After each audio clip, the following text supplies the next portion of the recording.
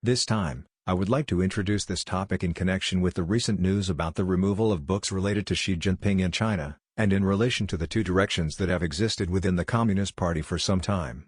First, I would like you to take a look at this.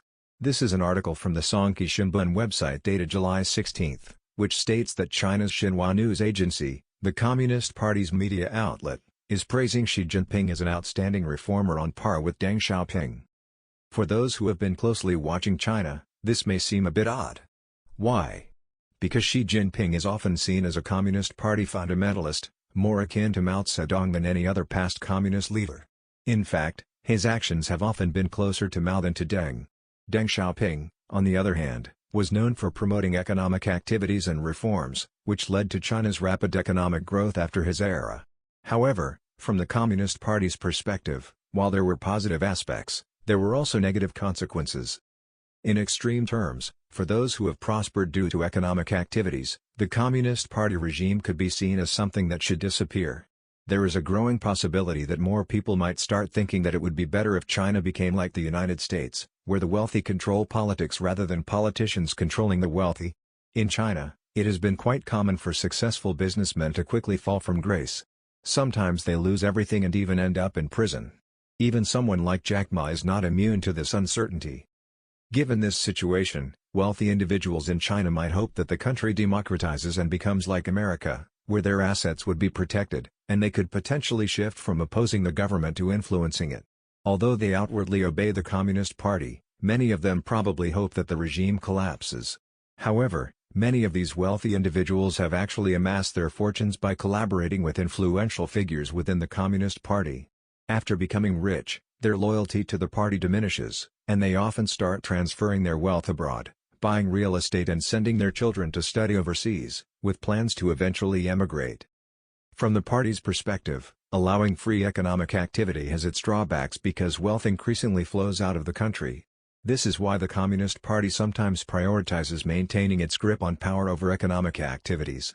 As a result, there have always been two perspectives within the Communist Party, one that prioritizes the party's survival, even if it means curbing economic activity, and another that sees the party's dissolution as acceptable, particularly among those who have significant ties with foreign countries. For example, those who have already transferred a lot of assets to the US and would benefit from further economic liberalization in China, such as establishing companies, leveraging their networks, and conducting business under the guise of foreign investment, may not be particularly loyal to the party. From Xi Jinping's perspective, these people, who collaborate with foreign powers, are seen as internal threats. This explains Xi's strong suspicion of spies and his extreme sensitivity to foreign influence. Returning to the original point, if we consider that there are both Deng Xiaoping type and Mao Zedong type factions within the Communist Party, Xi Jinping has always been viewed as the latter, a Maoist who believes the party's existence is paramount, while economic activities are secondary.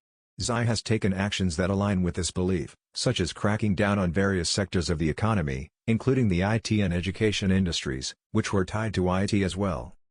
Given this context, many find it strange that a narrative equating Xi with Deng Xiaoping as a reformer has emerged. Xi is fundamentally different from Deng Xiaoping, who was an economic reformer. The recent downturn in China's economy, which has become so severe that it cannot be restored without foreign involvement, has likely prompted the emergence of this narrative. It appears to be an attempt to attract more foreign investment by promoting Xi as a Deng-like reformer, despite this being contrary to his true nature. However, this narrative may cause anxiety among those in the Communist Party who hold domestic vested interests. Even if the Chinese economy deteriorates, it is the general public and private enterprises that suffer the most. The Communist Party elites may not be as severely affected and might prefer a scenario like North Korea's, where the regime's core enjoys a good life even as the country struggles. This group would be troubled by the notion that Xi Jinping has shifted to a Deng Xiaoping-style approach.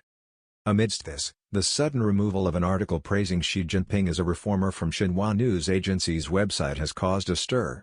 The rumor that books related to Xi were removed is not about physical books but rather about a long, detailed commentary posted online by Xinhua, which was suddenly deleted. The shock comes from the fact that this was a long article uploaded by Xinhua, a leading Communist Party media outlet. So, the question arises, why was this article, which likens Xi to Deng, deleted? Some speculate that this may indicate a significant change in Xi's influence or health. However, I believe that this deletion was likely carried out at the direction of the Xi administration itself. The intention may be to reassure domestic audiences, particularly those with domestic vested interests, that Xi's policies remain unchanged, prioritizing the Communist Party's dominance over economic activities. At the same time, promoting Xi as a reformer like Deng Xiaoping internationally serves to attract foreign investment. However, spreading this narrative domestically could cause confusion and concern among Xi's supporters within the party, which is why it was retracted. In short, this deletion does not indicate a weakening of Xi's power but rather aligns with his administration's intentions. That said, speculation continues to circulate online, suggesting that something major is happening in Beijing. However, it's important to understand that this deletion likely reflects a deliberate move by Xi Jinping's administration, not an indication of any weakening of his position. I would be interested to hear your thoughts on this issue, so please feel free to share your comments below. That's it for today's discussion, and I look forward to seeing you in the next video.